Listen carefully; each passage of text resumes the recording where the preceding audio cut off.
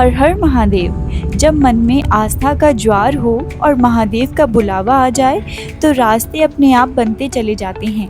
आज हम निकल पड़े हैं राजधानी दिल्ली से सीधे बाबा भोलेनाथ की नगरी देवगढ़। दिल्ली से देवगढ़ के लिए सीधे इंडिगो की डायरेक्ट फ्लाइट चलती है जो सिर्फ 2 घंटे में आपको सीधा देवगढ़ एयरपोर्ट पर उतार देती है। एयरपोर्ट पर एंट्री के लिए हमने यूज़ किया डीजी यात्रा ऐप। अगर आपने अभी तक इसे ट्राई नहीं किया है तो ज़रूर करें। बस चेहरे के फेस रिकॉग्नाइजेशन से सेकंड में सीधी और सीमलेस एंट्री मिल जाती है। No hassle, no long queue. उसके बाद हमने अपना सिक्योरिटी चेक और बैगेज ड्रॉप कंप्लीट किया और सीधे बोर्डिंग गेट की तरफ बढ़ गए।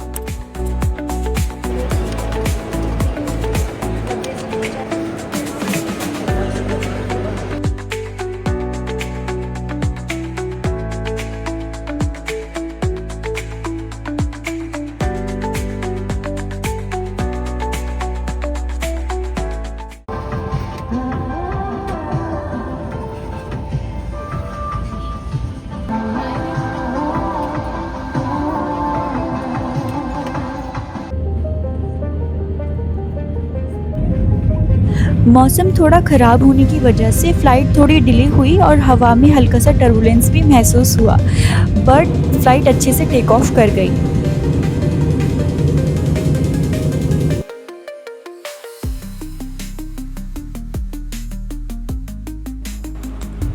And by the grace of Mahadev, we landed safely and peacefully at Deoghar. So hello guys, we have just reached Deoghar airport और काफ़ी अच्छा लग रहा है यहाँ पे आके। यहाँ पे सिर्फ इंडिगो की एक ही फ़्लाइट आती है, सिर्फ इंडिगो ही आता है और कोई फ़्लाइट नहीं आती। So this is the information. हर हर महादेव, जय भोले। जय भोले।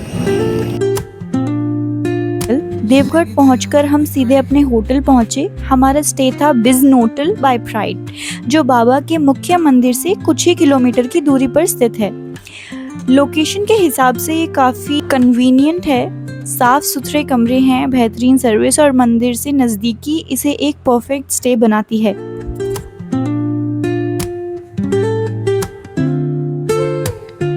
हमने 1 घंटे का क्विक रेस्ट लिया और ठीक 2 बजे हम निकल पड़े अपनी इस पावन यात्रा के पहले और सबसे महत्वपूर्ण पड़ाव के लिए, बाबा बैद्यनाथ धाम। किसी भी नई शुरुआत के लिए महादेव के आशीर्वाद से बेहतर और क्या हो सकता है।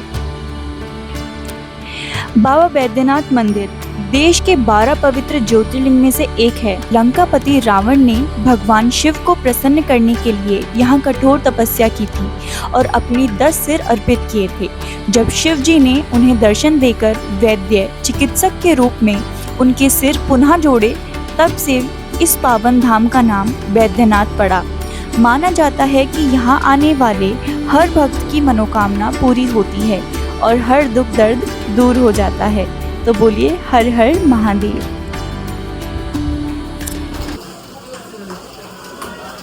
Guys, we have reached Deoghar मंदिर और अभी हम बैठे हुए हैं। हमारे पंडित जी ने बोला है कि हमें वो दर्शन करवाएंगे वीआईपी के थ्रू और बिल्कुल खाली भीड़ के बिना दर्शन होंगे। और वो सुन के मैं इतनी खुश हो गई हूँ क्योंकि बहुत भीड़ है, बहुत गर्मी है, बहुत गर्मी है और बहुत भीड़ है। जैसे ही हम मंदिर परिसर पहुँचे, वहाँ की विशाल भीड़ को देखकर मैं सच में थोड़ी घबरा गई थी। जनरल लाइन में लगे भक्त गर्मी और उमस की वजह से काफ़ी परेशान हो रहे थे। उस लाइन से दर्शन करने में करीब 8 से 10 घंटे का समय लग रहा था, लेकिन महादेव की कृपा से हमारी यात्रा थोड़ी सुगम रही। दरअसल हमने यात्रा से पहले ही YouTube के ज़रिए एक स्थानीय पंडित जी से संपर्क रखा था।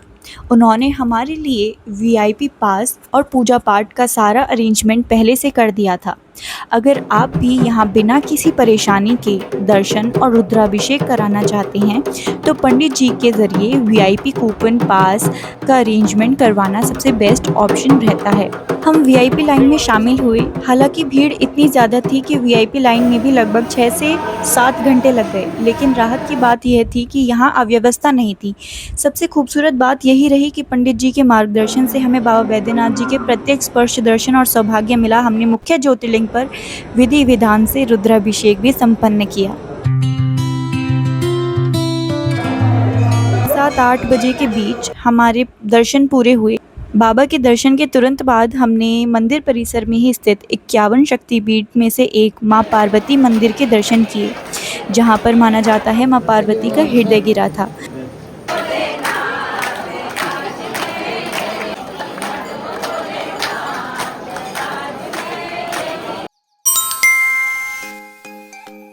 देवगढ़ की यात्रा का आज है डे 2 और दिन की शुरुआत बेहद पावन और आध्यात्मिक ऊर्जा के साथ हुई। हमने कैब की जिसका किराया लगभग 2500 से 3000 के करीब पड़ेगा। सुबह सुबह हम सबसे पहले बासुकीनाथ धाम के लिए निकल गए। भगवान शिव के इस पावन दरबार में जल अभिषेक और पूजा अर्चना करके मन पूरी तरह से भक्तिमय हो गया। मान्यता है कि बाबा बैद्यनाथ धाम की यात्रा तब तक अधूरी मानी जाती है जब तक आप बासुकीनाथ जी के दर्शन ना कर लें। समुद्र मंथन के समय जिस वासुकी नाग का प्रयोग मंदिर के पर्वत को लपेटने के लिए हुआ था, कहा जाता है कि यह स्थान उन्हीं से संबंधित है।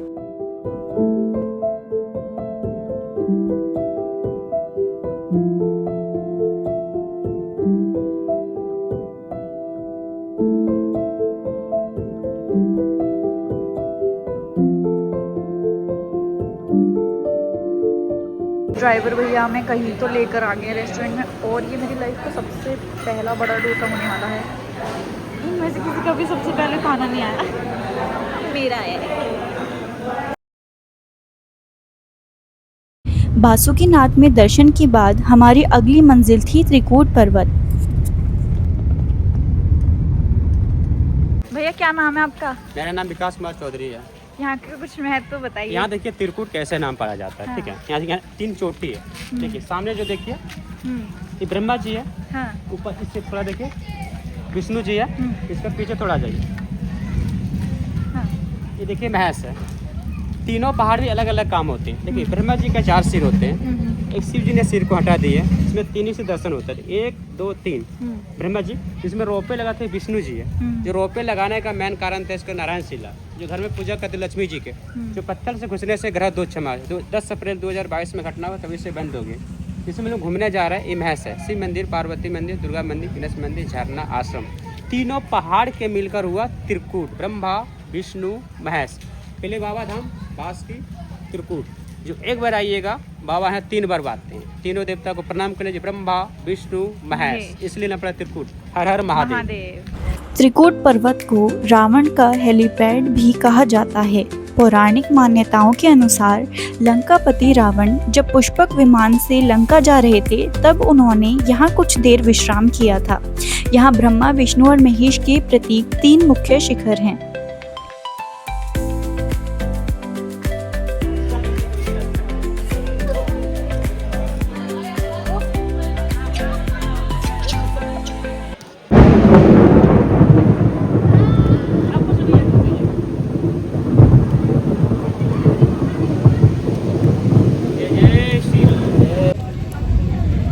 तो गाइस अभी हम हैं त्रिकूट पर्वत पे, जिसे बोलते हैं ब्रह्मा विष्णु और महेश का पर्वत। और अभी यहाँ पे बारिश होने लगी है और यहाँ पे बहुत सारे बंदर हैं, तो अपना सामान अपनी जेब में रख कर आए। जय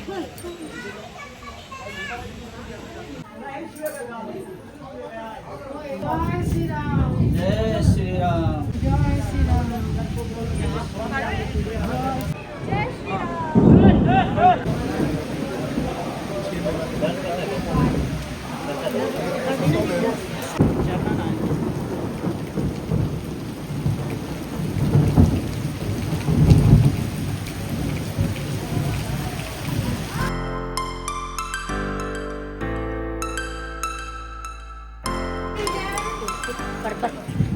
गाइडेंस दिया भैया ने, बहुत अच्छा लगा हमको यहाँ पे आके।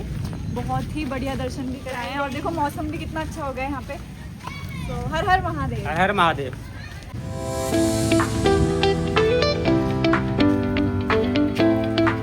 क्या कह रहे हो? बारिश का मौसम और इस मौसम में चाय चाय के दीवाने आ गए गाइस, चाय के दीवाने।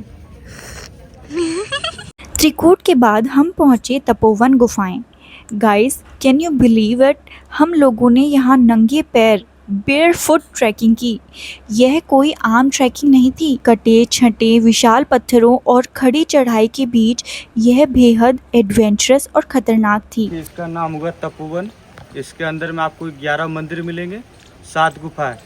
सीढ़ी से चढ़िएगा, देखिए वो रेलिंग जो देख रहे हैं वहाँ तक टॉप है, वो 244 सीढ़ी चढ़ना है। नीचे हम लोग 100 सीढ़ी इस तरह हम लोग बोल के ले जाते हैं।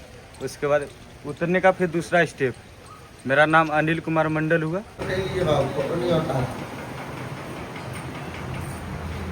9 साल की उम्र से भाग की, उसका तपस्या हम पूर्ण करेंगे। शिव जी को प्रसन्न कर लेंगे और यहीं रह जाएंगे। इसका गुफा आपको ऊपर में मिलेंगे, महर्षि बालानंद ब्रह्मचारी। और वो छोटा सा जो गुफा देख रहे हैं वो माँ सीता जी का गुफा हुआ है।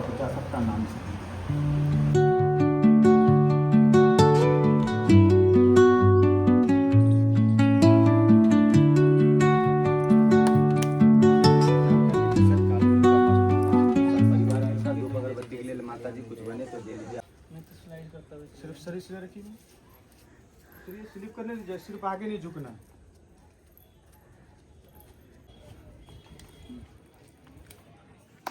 बढ़िया वाली ट्रैकिंग हो रही है, वो भी नंगे पैर, क्योंकि हम जा रहे हैं बजरंगबली से मिलने। ये पैर नीचे कीजिए, स्लाइड कीजिए।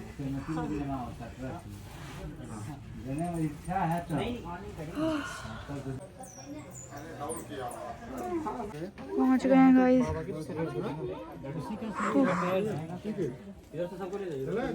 नहीं होगा वैसे नहीं जा पाइएगा,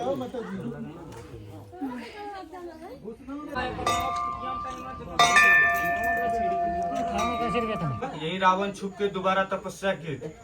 फर्स्ट बार रावण तपस्या किए थे कैलाश पे, जो शिव जी को प्रसन्न करके जो बाबा धाम में स्थापित। कृपा बारिश होने लग गई। हमारे पहाड़ यहाँ पे देखो, ये लिखा हुआ है पहाड़ समाप्त। अब आगे सीढ़ियाँ हैं। जय श्री राम। गाइस अब सीढ़ी आ गई हैं फाइनली। यहाँ पे लक्ष्मी मैया का मंदिर है।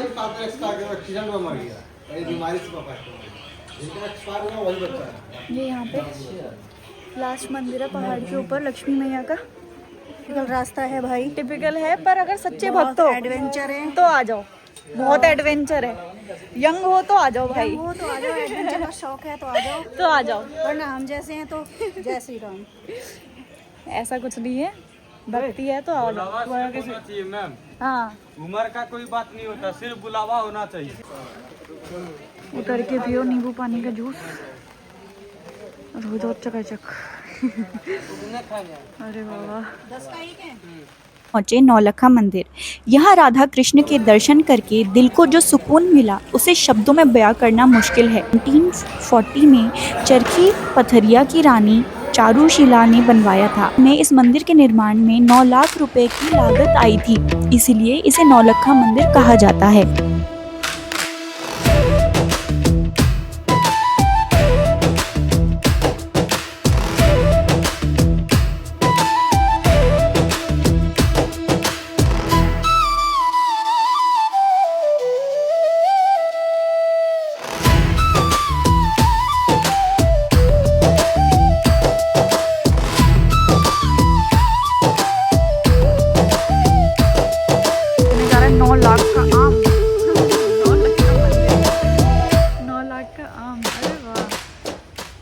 दिन भर की एडवेंचरस ट्रैकिंग और थकावट के बाद हम सीधा अपने होटल लौटे और वहीं पर एक रिलैक्सिंग व डिलीशियस इन हाउस डिनर किया।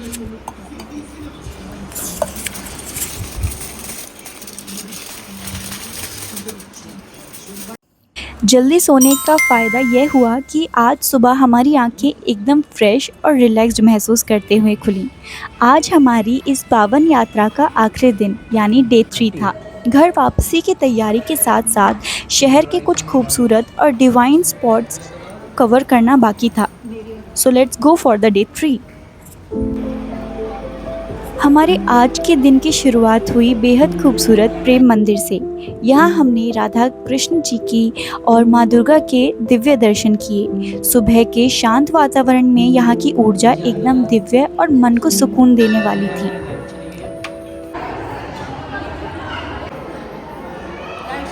इसके बाद हम पहुँचे एक और विशेष दुर्गा माता मंदिर जो बंगाली ट्रस्ट और विद्वानों द्वारा संचालित एवं स्थापित है।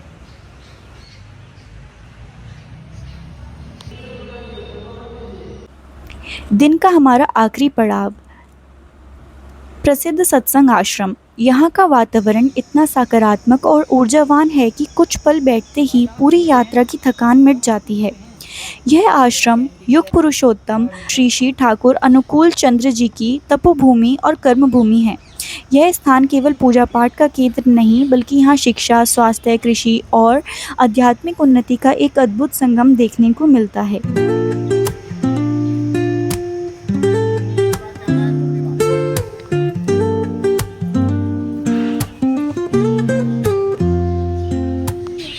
Woke up late, missed the morning grace, but the sunlight hits in so many ways. Grabbed my shades and hit the streets, no plan, chasing vibes like seashells in the sand. Radio hums a tune I can't name, crooked smiles, crashing waves, no shame. Flip my phone, toss it in my bag. Today's for us, no time to lag. Feel the world just turning slow.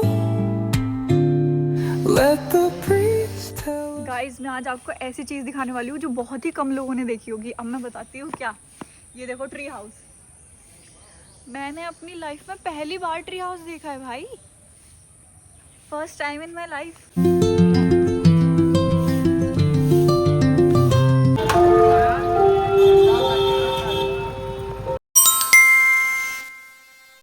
सभी प्रमुख स्थलों को cover करने के बाद शाम को हमारी रात की फ्लाइट थी।